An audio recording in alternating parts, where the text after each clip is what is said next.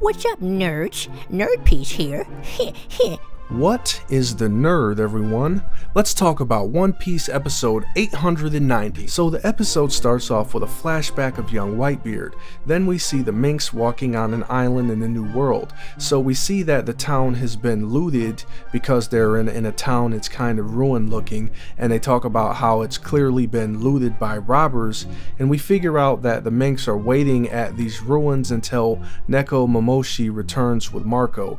We find out that on the island, behind this waterfall, we get to see in the background there is a peaceful village hidden from the ruin of the outside of the island, and the Minks talk about how that's where Neko Momoshi went alone to meet with Marco, and they say that they didn't go or whatever because they didn't want to scare the people. At this point, we're not really sure if these people have ever seen Minks before, so it probably was a good decision. So we transition to see the inside of the village, and it looks nothing like the outside. It's full of people and filled with life compared to the emptiness and the dead looking graveyardness of the outside island. And dead looking graveyardness, that's a new one. Forgive my making up words, but anyway, we notice an animal that looks a lot like the one we seen from Impel Down, and Marco appears to be healing it. So we find out that Marco's healing ability apparently can affect other people, but only for a limit of time, but it does speed up the healing process. And we also find out that Marco was, in addition to being a division captain, he was also the doctor on Whitebeard's ship. So the large animal starts jumping up and down, testing its leg out, and a girl runs off with the animal named Tama, and she thanks Marco. So we transition to see a flashback of young Whitebeard on the ship saying that he wants a family instead of treasure, stating that he never had one when he was a kid, and this kind of sets up what we're going to see later in the episode. Then we transition back to seeing Marco surrounded by a bunch of villagers asking him to do a various amount of things, and Marco goes on to help each one of them one by one, and he seems pretty popular in the small village, so I think he's been there for a while. So we see several of the human face animals down in the village, as we see like kind of like a pan shot going across, showing us like the landscape and everything. Then we see Marco talking with Neko Momoshi, and he says that the small village is the place that Whitebeard built. And he goes on to say that it's not affiliated, the country is not affiliated with the world government because it's too poor to pay the tribute.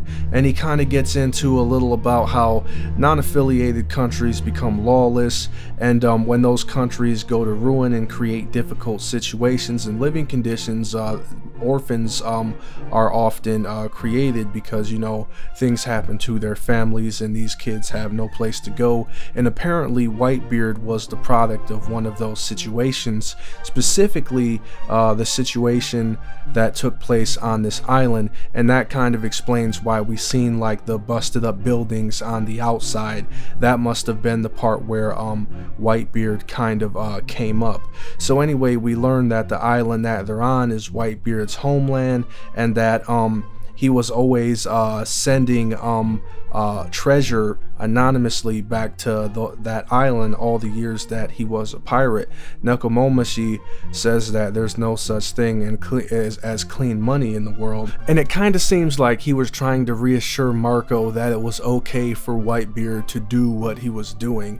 And Marco goes on to tell him that they fought to protect Whitebeard's properties, and they started something called the Grudge War against Blackbeard when he came to invade Whitebeard's territory, but ultimately they lost to Blackbeard, and he took all of the spoils of war, including any treasure or whatever Blackbeard or Whitebeard may have had. And he talked more about how they always knew that Whitebeard was sending money back to this specific village, and Nekomamushi goes on to say that the village is Whitebeard's last memento because Blackbeard took everything else, and we even find out that Shanks buried him nearby. So Marco brings up Weevil to Nekomamushi and tells him that he's been attacking anybody connected to Whitebeard, and he goes on to say that they're probably after Whitebeard's fortune, even though there isn't any, and they tried to tell him that. And the fact that he said that they tried to tell him that lets me know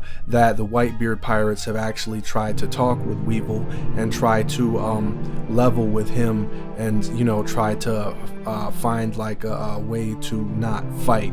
But apparently Weevil is on a mission and he will not stop.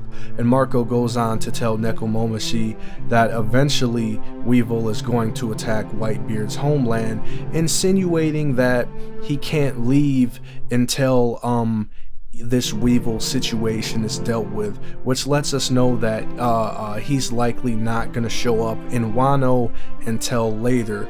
So I mean, I really hope we're gonna get to see this conflict, because One Piece has a bad habit of not showing us key side conflicts, if you will, that take place outside of the Straw Hats journey. The only one that I can remember that we've seen is the event that took place between Blackbeard and Ace. But another thing we didn't get to see was the event that took place on Punk Hazard between Aokiji and Akainu, and then of course this battle, and there are some other ones that I'm not going to mention because that's a little bit of manga stuff or whatever. But the point is, One Piece has a habit of doing this, and I really want to see these events. I hope that even if it's a filler, I would watch the filler. Give us something. Come on, Oda. I mean, I do have confidence that the studios are going to try to capitalize off of these events at one point. Maybe at the end of One Piece, they'll be like, hey, remember those one events that happened? Here they are. And maybe they'll like sell them as like bonus material or something, which I would get because I really want to know what happened. And that's just me as a kind of One Piece super fan, watching the series from back when it started up until today, which is a lot of years of One Piece. But enough of my rant. So Marco also mentions that Weevil's mother, whose name is Buckin, was a pirate 30 or 40 years ago, and that is some key information that I will be making a video about later. And she was on the same ship as Whitebeard. Hint, hint. I hope some of my viewers that actually watch these, and you're a One Piece head or a One Piece super fan, will kind of get to what I'm hinting at. At one point I am going to make a theory about this topic, and I hope that you will enjoy it when I make it. So Marco goes on to say he wants Nekomamushi to pass on a message to Luffy, and then he asks like what him and he asks Nekomamushi what him and Luffy planned on doing, and he tells him that they're gonna take down Kaido, and then he's like super shocked. He's like, what is Luffy thinking? And then the episode ends, and after that, finally we see at the end credits of the episode, we see the crew of the Straw Hats is finally going to Wano. All of this build up for the past year, 2-3 years, what have you. Now we are finally getting into Wano, one of the most highly anticipated arcs of this series. And I guarantee you that this arc, the Wano arc, is going to be the beginning of the end of One Piece. The beginning of the end. Now, just because it's the beginning of the end does not mean it's the end.